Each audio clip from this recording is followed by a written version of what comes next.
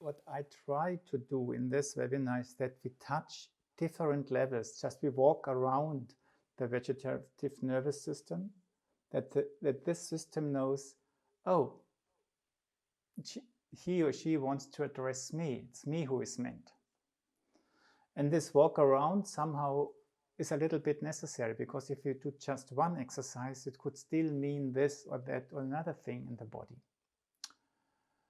But you can trust that you do not have to do all exercises all the time.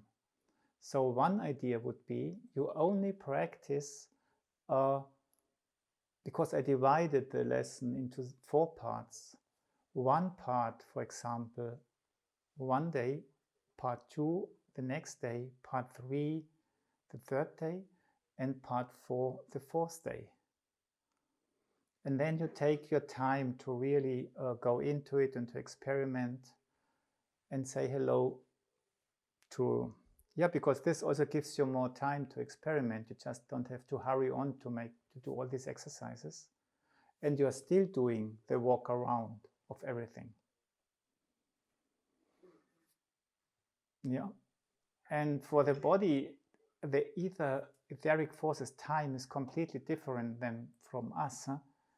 It's in a way, it lives in eternity. So if you do it the day afterwards, but you still have your inner connection to what you did before, that it has a context, it is the same as if it would be one after the other.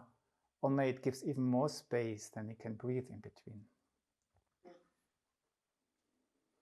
And for me, this also led to the decision that today I decided only to work on part 1 and part 3 of our exercises, which allows us to experiment more, to go more into depth, and not to hurry on.